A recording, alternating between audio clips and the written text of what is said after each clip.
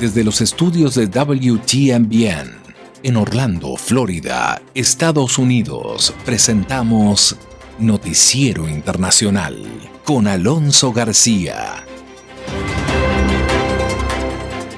Un cordial saludo y gracias por permitirme compartir con usted estos minutos de noticias con lo más relevante de Estados Unidos, América Latina y el mundo. Ya es jueves 22 de julio del 2021. Estos son los titulares de la presente edición. Escándalo internacional por el caso de espionaje Pegasus. Tenemos todos los detalles con Judith Martín Rodríguez. Además, propagación dramática de la variante Delta en Estados Unidos. Autoridades urgen a la vacunación. Hay un aumento en el COVID-19 en los no vacunados. Y los atletas olímpicos también compiten contra el COVID-19. Los Juegos Olímpicos de Tokio aún podrían cancelarse. La información nos la dará John Burnett. Los indocumentados en California, especialmente devastados por la pandemia. Y en Honduras, Estados Unidos, las reacciones al caso del expresidente de Honduras, Porfirio Lobo, quien reaccionó a la decisión del Departamento de Estado de Estados Unidos de emitir sanciones en su contra por presunto caso de corrupción. Tendremos la información con Óscar Ortiz de Tegucigalpa. Además, en Venezuela, rechazo a la reforma judicial propuesta por el presidente Nicolás Maduro. Y tenemos la historia de un venezolano que hizo de su celda un aula de clases. Una historia interesante que compartimos con usted acá en Noticiero Internacional. Nuestro objetivo es cerrar Guantánamo, señaló la secretaria de prensa de la Casa Blanca de Estados Unidos. Y el Departamento de Estado de Estados Unidos anticipa diversos esfuerzos para ayudar al pueblo cubano. Y conversamos además con la doctora Natalia Scalata, experta en relaciones internacionales, analizando el entorno de la crisis que enfrentan los cubanos. Todo esto acá en Noticiero Internacional. Estamos presentando Noticiero Internacional. Un recorrido por los hechos que son noticia en Estados Unidos, América Latina y el mundo, con la conducción de Alonso García. Gracias, Juanjo Garone. Vamos de inmediato al desarrollo de las noticias. Más de 50.000 periodistas, activistas y disidentes de diferentes gobiernos habrían sido víctimas de ciberespionaje según una reciente investigación periodística. La información nos la trae Judith Martín Rodríguez. Un conglomerado de periodistas pertenecientes a más de 15 medios internacionales, entre los que se encuentra el Washington Post y Le Monde, destaparon un posible escándalo mundial. Se trata de un informe que reveló el funcionamiento de Pegasus, un programa informático desarrollado por la empresa israelí NSO Group y que habría sido utilizado para espiar a políticos, periodistas, funcionarios, empresarios y activistas. Según indica la investigación periodística, Pegasus es una de las herramientas de robo de información más eficaces y se instala en los teléfonos móviles de sus víctimas a través de un simple mensaje, pudiendo acceder a todos los datos e interacciones del dispositivo sin dejar rastro, de modo que el damnificado no pueda percibirlo. Hasta ahora se identificaron posibles clientes que habrían contratado los servicios de Pegasus en al menos 11 países, entre los que se encuentran México, Arabia Saudí, Marruecos y Ruanda. La empresa creadora del software NSO Group asegura que Pegasus es una herramienta diseñada para luchar contra el terrorismo y el crimen. Sin embargo, las recientes infiltraciones despertaron indignación en la comunidad internacional y medios, gobiernos y organizaciones condenaron los hechos. Desde la Unión Europea se mostraron tajantes y la presidenta de la Comisión Europea, Ursula von der Leyen, respondió contundentemente cuando fue cuestionada acerca del supuesto uso de Pegasus por parte de Hungría y con el objetivo de rastrear a periodistas. Es completamente inaceptable y va contra cualquier tipo de reglas que tengamos en la Unión Europea. Esto concierne a la libertad de prensa, y la libertad de prensa es uno de los valores fundamentales de la Unión Europea, y si fuera el caso, sería completamente inaceptable. También La Voz de América denunció lo ocurrido a través de un comunicado en el que la directora ejecutiva de la Agencia de Estados Unidos para los Medios Globales aseguró que infiltrarse en las conversaciones privadas de los periodistas es algo inconcebible. Por su parte, la empresa tecnológica NSO Group se defiende y desmiente rotundamente todas las acusaciones y además recalcaron que únicamente proporcionan su tecnología a agencias policiales y de inteligencia de determinados gobiernos con el firme objetivo de salvar vidas mediante la prevención del crimen y de los actos terroristas. Ponga usted mucha atención a la siguiente información. En casi un 130%, sí, un 130% ha aumentado el número de casos de COVID-19 con respecto a los registros más bajos de junio de este año. Según las autoridades, el repunte se debe a la dramática expansión de la variante Delta y ha afectado particularmente a los escépticos de recibir las vacunas contra el COVID-19. La información con Jorge Agobián. Se incrementa el número de casos en un país que tiene millones de vacunas disponibles, pero donde solo un poco más de la mitad de sus ciudadanos mayores de 12 años han decidido vacunarse. Según los Centros de Control de Enfermedades de Estados Unidos, en los últimos 7 días se han reportado más de 248,000 nuevos casos positivos de COVID-19, casi 130% superior al récord más bajo registrado en junio. La gran mayoría de los infectados son personas que no han recibido las vacunas, según las autoridades sanitarias. Y ante la presencia de la variante Delta, las estadísticas son alarmantes, de acuerdo con las proyecciones de la directora de los CDC. Los CDC han publicado estimaciones de variantes en todo el país y predijeron que la variante Delta ahora representa el 83% de los casos secuenciados. Este es un aumento dramático desde el 50% de la semana del 3 de julio. En algunas partes del país el porcentaje es aún mayor, particularmente en áreas con bajas tasas de vacunación. A pesar de que el país registra un índice bajo de infecciones y muertes en comparación al periodo previo a la vacunación masiva, el número de decesos en la última semana aumentó. Razón por la que el presidente Biden pidió estar vigilantes. Si bien los casos de COVID-19 están aumentando, prácticamente todas las muertes por COVID y hospitalizaciones por COVID provienen de personas no vacunadas. Lo decimos de nuevo, prácticamente de personas no vacunadas. Y eso significa que lo más seguro es vacunarse. Y es por eso que nos estamos enfocando en nuestra próxima fase para vacunar a los no vacunados. Y por supuesto que las autoridades de salud en Estados Unidos están preocupadas por el aumento de casos y fallecimientos por la variante Delta y la afectación a personas no vacunadas. La información nos la trae Judith Martín Rodríguez desde Washington.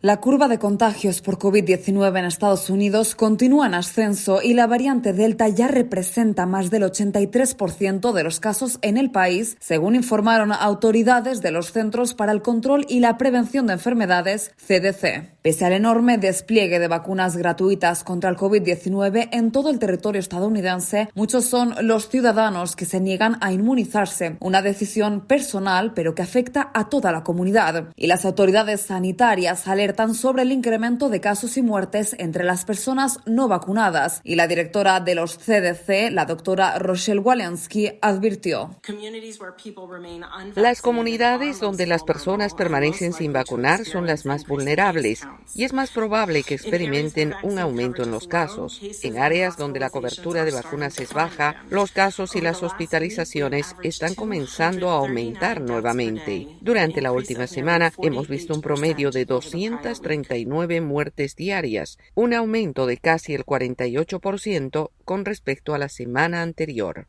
Más del 99% de las muertes por COVID-19 en Estados Unidos son de personas no vacunadas. Son fallecimientos que, según asegura la doctora Walensky, podrían evitarse. Cada muerte es trágica e incluso más desgarradora cuando sabemos que la mayoría de estas muertes podrían prevenirse con una simple vacuna, segura y disponible. Las áreas con cobertura limitada de vacunas están permitiendo la aparición y rápida propagación de la variante Delta y que es altamente transmisible. Por su parte, el doctor Anthony Fauci, director del Instituto Nacional de Alergias y Enfermedades Infecciosas, dijo que entre todas las mutaciones del COVID-19 detectadas hasta ahora, la variante Delta presenta una elevada transmisibilidad de persona a persona y lo hace de un modo extraordinariamente eficiente, lo que supone un reto para la salud. Ante este repunte de nuevas infecciones y fallecimientos por COVID-19, los expertos insisten en que las vacunas son la única solución para allanar una curva que continúa creciendo día tras día. Tokio reportó ayer miércoles, 2 días antes de la ceremonia inaugural de los Juegos Olímpicos, la cifra más alta de contagios por COVID-19 en los últimos 6 meses. En medio del estado de emergencia es evidente que los deportistas deben derrotar a otro poderoso competidor, el coronavirus. Ibarizet Cash nos cuenta los detalles. Con 1.832 casos de COVID en Tokio, a 2 días de los Juegos Olímpicos, parece que los más de 11.000 atletas que competirán en las justas deportivas tienen que derrotar a un rival adicional, el coronavirus. Además de la emergencia sanitaria declarada hasta el 22 de agosto, el Comité de los Olímpicos redobló esfuerzos para contener la propagación del virus al punto de que el personal de los estadios se aseguraría en caso de existir espectadores que no griten y por el contrario, solo aplaudan. Los voluntarios están haciendo esfuerzos concienzudos y haremos que el personal del comité organizador vaya al hotel, acompañe los transportes y esté en los sitios de competencia. Incluso allí debemos asegurarnos de que la gente no grite y se desinfecte. Entre tanto, los reporteros, personal de las delegaciones y oficiales tienen limitado el contacto con los residentes en Tokio y durante las competencias solo pueden acceder a zonas mixtas dentro de los estadios para entrevistas o un mínimo intercambio personal. Alemania, con 430 atletas, hasta ahora sin ningún caso positivo de COVID-19, anunció la vacunación del 95% de su delegación. Simplemente queríamos mostrar nuestro respeto especial por los ciudadanos y los anfitriones aquí en Japón y en Tokio, y también enviar una señal clara. Los Juegos Olímpicos se realizarán sin espectadores, solo con la posibilidad de ingreso si mejoran las cifras de infección, pero la advertencia de los expertos es que Tokio solo empeorará en las próximas semanas. Y bien, los Juegos Olímpicos de Tokio aún podrían cancelarse pese a que se implementan mayores medidas de seguridad que alteran las tradiciones de las Olimpiadas. La información nos la trae John Burnett. El presidente del comité organizador de los Juegos Olímpicos de Tokio no descartó una cancelación de último minuto del certamen mundial de verano que se inaugurará el viernes al ser consultado en una conferencia de prensa de si los Juegos aún podrían cancelarse en medio del aumento de casos de contagios con COVID-19. Toshiro Muto dijo que estaría atento a las cifras de infección y también dio indicios de los posibles próximos pasos a tomar. Entonces, ¿qué pasaría si la pandemia se extendiera más por Tokio? Bueno, creo que cuando eso suceda, debemos consultar y discutir el asunto detenidamente. Creo que eso es todo lo que puedo decir en este momento. Cuando veamos un patrón concreto de la situación en el futuro, consideraremos el asunto más a fondo. De hecho, estos Juegos Olímpicos serán singulares. Fueron pospuestos un año por la pandemia del COVID-19 y no contarán con público que apoya a los atletas de cada país. A esto y a varios otros esfuerzos para proteger la salud de los participantes, se le añade ahora que serán los atletas quienes se pondrán sus propias medallas al cuello, con la intención de protegerse contra la propagación del coronavirus. El presidente del Comité Olímpico Internacional, Thomas Bach, reveló esta medida a medios internacionales cuando dijo que en los 339 eventos deportivos las medallas se entregarán al atleta en una bandeja y luego el atleta se llevará su medalla. Las medallas olímpicas suelen ser entregadas por un miembro del Comité Olímpico Internacional o un funcionario destacado en el organismo rector del deporte de competencia. Los Juegos Olímpicos de Tokio comienzan el viernes 23 de julio en medio de un estado de emergencia y con un número creciente de casos de COVID-19 en la ciudad. Y con todo este tema de la pandemia, nos vamos ahora a lo que es la costa oeste de Estados Unidos. Fíjese usted que la pandemia ha devastado económicamente a gran parte de la población latina de California, impactando de forma desproporcionada a las mujeres hispanas y, en particular, a indocumentadas. Pero numerosas organizaciones comunitarias y programas estatales y locales ayudan a muchas a entender cómo acceder a apoyo y cubrir las necesidades de sus familias. La información nos la trae Verónica Villafañe desde Los Ángeles. Comunidades latinas en todos los Estados Unidos han sufrido de forma desproporcionada los efectos económicos y de salud a causa del coronavirus, y en particular trabajadoras latinas, indican datos recopilados por el Economic Policy Institute, y la situación para indocumentados ha sido aún peor. Mi esposo se quedó varios meses sin trabajo. Su trabajo no era catalogado como esencial. Vanessa, quien prefirió no dar su apellido por ser indocumentada, dice que su esposo, que trabaja en demolición, pasó meses sin empleo. Después, en diciembre, en el trabajo salió contagiado de COVID, entonces nos volvimos otra vez a ver estresados, digamos, y en situación financiera difícil. Por suerte, Vanessa dice que ni ella ni sus hijas se contagiaron, Pero con su esposo sin trabajo, enfermo y sin poder calificar para desempleo, cayó sobre ella la responsabilidad de conseguir sustento para su familia, como muchas otras mujeres durante la crisis de la pandemia. Escuchar tantas historias de necesidad, para mí creo que eso me quebró más el corazón. Daisy Gutiérrez trabaja para una organización comunitaria en el centro de Los Ángeles. Las mujeres son como las que salimos más en esta vez a buscar diferentes recursos, tanto de ir a traer comidas a través de bancos de comida. Organizaciones comunitarias han ayudado a guiar a personas a acceder los recursos disponibles. Ahorita, digamos, no tenemos ningún pago atrasado de renta o luz, nada, todo está al día, ya gracias a eso. Pero el nuevo incremento de casos indica que el trabajo de organizaciones comunitarias aún no termina. Pasando a otro ámbito de la noticia, el expresidente de Honduras, Porfirio Lobo, reaccionó a la decisión del Departamento de Estado de Estados Unidos de emitir sanciones en su contra por presuntos casos de corrupción. Desde Tegucigalpa nos da la información Óscar Ortiz, corresponsal en esta ciudad. El Departamento de Estado de Estados Unidos decidió negarle la entrada a ese país al expresidente de Honduras, Porfirio Lobo, a su esposa y miembros de su familia por presuntamente recibir sobornos de narcotraficantes, y respondió asegurando, una vez más, su inocencia. Ellos se dan a la tarea esa de estar señalando gente, y yo nunca he estado en un tribunal. Si ellos tienen algunas pruebas contra mí, que las remitan a la fiscalía, haga lo que tiene que hacer. El exmandatario y su esposa fueron señalados dentro de la denominada lista Engel, publicada el 1 de julio y que incluía, además de su nombre y el de su esposa, a funcionarios involucrados en presuntos actos de corrupción de Honduras, El Salvador y Guatemala.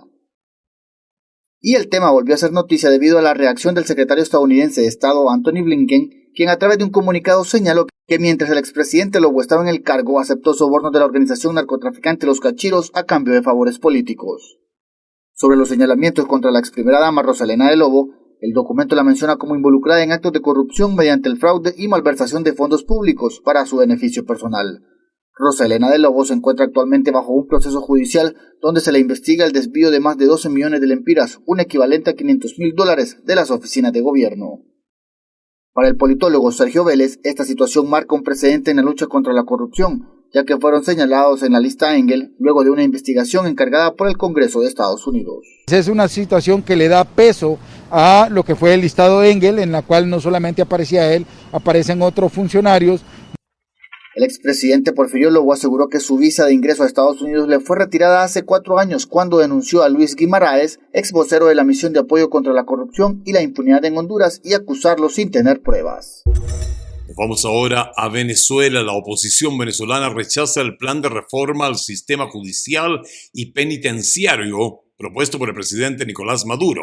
Desde Caracas informa la corresponsal Carolina Alcalde. El Parlamento de 2015, liderado por Juan Guaidó, reconocido como presidente interino de Venezuela por decenas de países, aprobó un acuerdo en rechazo a un plan de reforma judicial y penitenciaria bajo la coordinación del diputado chavista Diosdado Cabello y la legisladora y esposa del presidente Nicolás Maduro, Cilia Flores. El legislador Guillermo Palacios destacó la corrupción y la ausencia de independencia que, según dijo, prevalece en el sistema judicial y penitenciario venezolano, por lo que considera que de la eventual reforma no podrá esperarse nada más, sino que se convierta en un golpe de Estado contra la democracia. ¿Cómo manipula el Poder Judicial para violar los derechos humanos? Y si no lo quieren creer, allí están las decisiones del TCJ que lo han favorecido en los antejuicios de mérito en su contra. A juicio de la legisladora de Yalitza Aray, durante los últimos 20 años el chavismo ha fracasado en la administración de justicia y sostiene que el gobierno actúa en reacción a los informes de instancias internacionales que velan por los derechos fundamentales, así como al procedimiento que se adelanta en la Corte Penal Internacional sobre Venezuela. Luego de entregar las cárceles al llamado Pranato, de permitir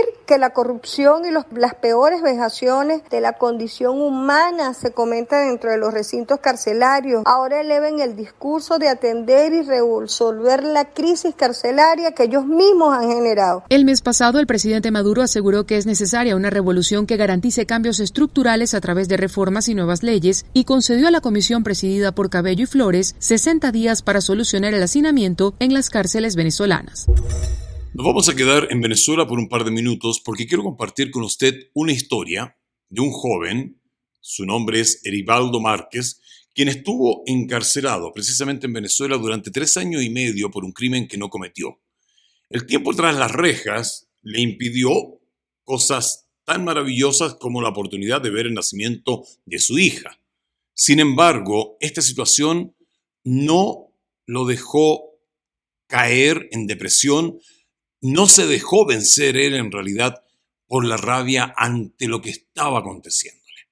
Y tal como él lo señala, era la única herramienta para conseguir mi libertad. Esta es la historia del venezolano que hizo de su celda un aula. Cuando Ericvaldo Márquez fue detenido por presunto asesinato, pensó que su tiempo en prisión duraría apenas unas semanas, pues no había pruebas ni testigos en su contra. Sin embargo, estuvo tras las rejas 3 años y medio, pero no se dejó vencer por la rabia. Por el contrario, hizo de su celda un aula. Allí yo contaba con internet, con equipos con computadoras, ni laptop, o sea, no contaba con nada. Entonces mi mamá fue un pilar fundamental en ese momento porque ella era la que iba para la universidad, buscaba los trabajos y en los días de visita pues nos ubicábamos en el piso porque tampoco contaba con ninguna mesa, nada. O sea, era tanto el hacinamiento en ese momento que me tocó pues con mi mamá sentarnos en unas colchonetas en el piso para poder hacer los trabajos.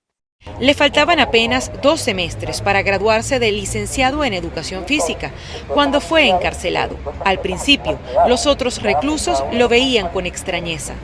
Claro, ellos tuvieron mucha curiosidad, me preguntaban, Ericvaldo, ¿y esto es para qué? ¿Cómo lo vamos a hacer? ¿O por qué razón o motivo? Y yo le decía, bueno, hermano, esto es para mis estudios, ya que esta es la única manera, esta es mi única herramienta que yo tengo para yo poder conseguir mi libertad. Pero luego, esos mismos reos fueron su inspiración para desarrollar su tesis de grado, un programa de actividades recreativas para privados de libertad. Hice algunas tiras con tela, hice trenzas y hacíamos cuerdas de saltar, agarraba potes de plástico y los rellenábamos con tierra, hacíamos diferentes tipos de pesas.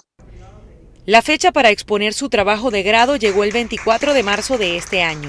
Ese día se convirtió en el primer preso venezolano en hacerlo, pero su fe y perseverancia fueron puestas a prueba una vez más. Y en el momento en que yo me estoy preparando para salir a presentar mi tesis, las 2 suelas de mis zapatos se me cayeron completica, o sea, se me dañaron. Me quedé sin suelas de zapato, prácticamente descalzo y con solamente la parte de arriba. Yo dije, wow, no, o sea, estos son más y más pruebas que Dios me está colocando. La tesis de Ericvaldo fue aprobada con la mayor calificación y 3 meses después obtuvo la libertad tras ser absuelto de todos los cargos. Continuamos con las noticias acá en Noticiero Internacional. Les comento que la secretaria de prensa de la Casa Blanca, Jen Psaki, afirmó que el cierre de la prisión de Guantánamo es un objetivo de la administración del presidente Joe Biden y lo hizo durante una conferencia de prensa celebrada esta semana en Washington, D.C. No tengo un calendario para ustedes, como saben, hay un proceso, hay diferentes niveles de proceso, pero ese sigue siendo nuestro objetivo y ya estamos considerando todas las vías disponibles para transferir responsablemente a los detenidos y, por supuesto, cerrar la bahía de Guantánamo, declaró Psaki. En cuanto a los nuevos casos de COVID-19, los Juegos Olímpicos de Japón, Psaki aseguró que la Casa Blanca está siguiendo la situación y deseando a los atletas afectados, entre los que se encuentra también un ciudadano estadounidense, una pronta recuperación. No olvidemos que la primera dama, Jill Biden, seguirá adelante con sus planes de viaje a Japón para asistir a la ceremonia de apertura, según lo que señaló Psaki. La secretaria de prensa también comentó el anuncio de Canadá de reabrir las fronteras para los ciudadanos estadounidenses vacunados el 9 de agosto. Seguimos revisando nuestras restricciones de viaje. Cualquier decisión sobre la reapertura de los viajes estará guiada por nuestros expertos médicos y de salud pública. Nos lo tomamos increíblemente en serio, pero nos guiamos por nuestros propios expertos médicos y no por una intención recíproca, aclaró. Actualmente las restricciones de viaje de Estados Unidos permiten a los ciudadanos canadienses entrar en el país con una prueba de COVID-19 negativa. Y en otro ámbito de la noticia, también el Departamento de Estado de Estados Unidos anticipó diversos esfuerzos para ayudar al pueblo de Cuba. Al respecto, nos informa Yacondo Tapia. El gobierno de Estados Unidos está buscando formas para ayudar al pueblo cubano y realiza esfuerzos en diferentes aspectos luego del impacto de las marchas de protesta en la isla caribeña, y en ello incluye el tema de las remesas que se envían en especial desde Estados Unidos, y también se habla del acceso del pueblo de Cuba al Internet. El portavoz del Departamento de Estado de Estados Unidos, Ned Price, habló sobre estos aspectos y dijo que en el tema de las remesas el objetivo es claro. Vamos a asegurarnos de que estamos haciendo todo lo posible para que esas remesas vayan al pueblo cubano y que no vayan a las arcas del régimen. Price destacó que el régimen en Cuba le ha negado a su pueblo recursos y derechos y que la evidencia fue clara con las protestas que se vieron en las 2 últimas semanas, y anticipó que se están revisando también los planes para aumentar la dotación de personal en la embajada en La Habana para facilitar las actividades consulares. El portavoz Price también anticipó que la Casa Blanca está estudiando otros aspectos. Continuaremos explorando la designación de funcionarios cubanos responsables de lo que hemos visto, la violencia, la represión y las violaciones de derechos humanos contra estos manifestantes pacíficos en Cuba que no estaban haciendo nada más que ejercitar sus derechos universales. El portavoz del Departamento de Estado dijo que también estaban trabajando diligentemente con la comunidad internacional para condenar colectivamente la represión en Cuba y apoyar al pueblo, que claramente está exigiendo la libertad y los derechos que durante mucho tiempo se le han negado. Price también pidió al gobierno cubano que restablezca el acceso pleno a Internet en Cuba y afirmó que Estados Unidos colaborará activamente con socios del sector privado para identificar formas que puedan ser creativas para asegurar que el pueblo cubano tenga acceso al libre flujo de información en Internet. Pasamos ahora a la conversación que hemos tenido con la doctora Natalia Escalada desde Ecuador.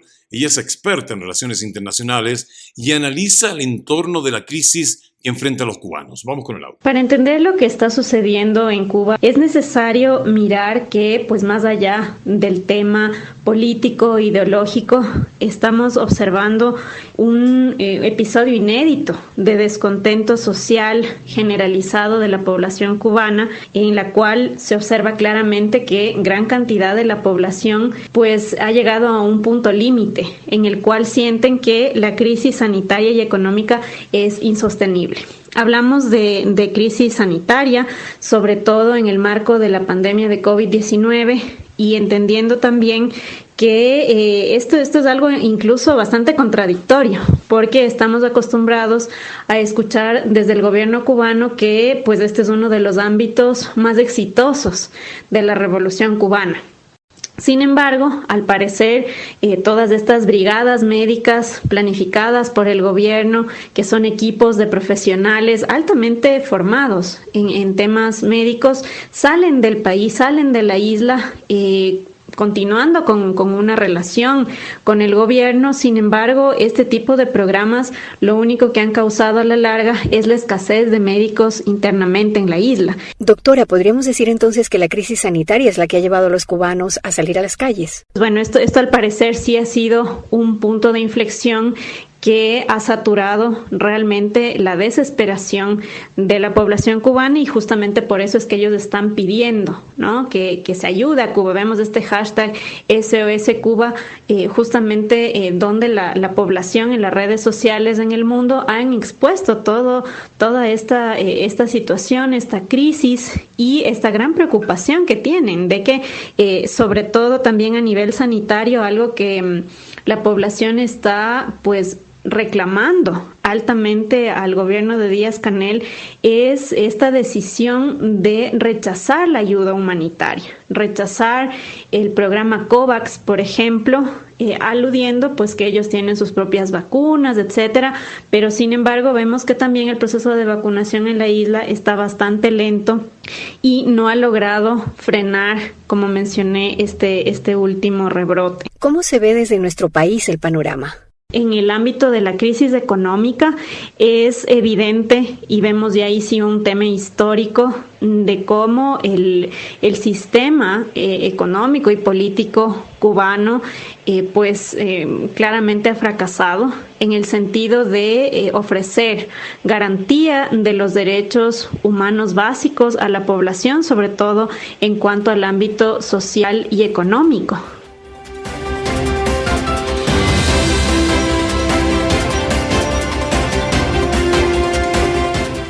Eso es todo por hoy. Gracias por haberme permitido acompañarle estos minutos trayéndole la información con los hechos más relevantes de Estados Unidos, América Latina y el mundo. Ha sido una producción de la WTMBN. Nuestro agradecimiento a Broadcasting Board of Governors de USA Agency for Global Media, quienes nos proveen corresponsales en los lugares de los hechos para que lo mantengamos a usted informado de primera mano. A nombre de todo el equipo le deseamos un maravilloso día. Cuídense mucho. Nos volvemos a juntar aquí mañana en este mismo punto de encuentro.